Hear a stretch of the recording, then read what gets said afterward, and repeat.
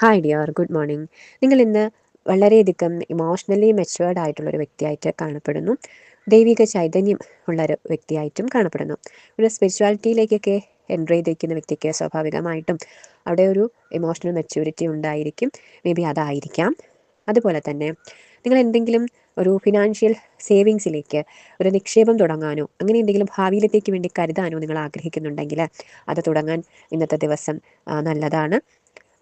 അതുപോലെ നിങ്ങളുടെ ചുറ്റിലുമുള്ള വ്യക്തികൾക്ക്, അത് അർഹതപ്പെട്ട വ്യക്തികൾക്ക് നിങ്ങൾക്ക് അവർക്ക് എന്ത് സപ്പോർട്ടാണോ നിങ്ങളിൽ നിന്ന് ആവശ്യം, ഇമോഷണൽ സപ്പോർട്ടായിരിക്കാം, ഫിനാൻഷ്യൽ സപ്പോർട്ടായിരിക്കാം, അതെന്താണ് എന്ന് മനസ്സിലാക്കി അവർക്ക് നൽകാനായിട്ടും അവരോട് ഒരു ഒരു ഉദാരമായിട്ട് പെരുമാറാനും നിങ്ങൾ ഇന്നത്തെ ദിവസം ശ്രദ്ധിക്കുക.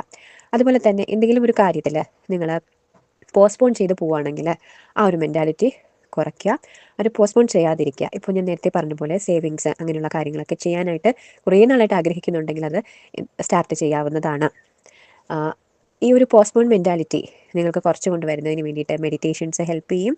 അത് നിങ്ങളെ ആ ഒരു ഇങ്ങനെ ഒരു ചിന്ത നമുക്ക് ചെയ്യണം ചെയ്യണ്ട അങ്ങനെ ഒരു ചിന്ത വരത്തില്ലേ, അതിലെ ക്ലാരിറ്റി കൊണ്ടുവരാനായിട്ട് ഹെൽപ്പ് ചെയ്യും. എന്താണ് ചെയ്യേണ്ടത് എന്നുള്ളതിലേക്ക് നമ്മളെ എത്തിക്കും. അതുപോലെ നിങ്ങൾക്കൊരു കൺസിസ്റ്റൻ്റ് ആയിട്ട് എല്ലാ കാര്യങ്ങളും ചെയ്യാനായിട്ട് മെഡിറ്റേഷൻ ഹെൽപ്പ് ചെയ്യും എന്നാണ് നിങ്ങൾക്കുള്ളൊരു divine guidance. Thank you dear.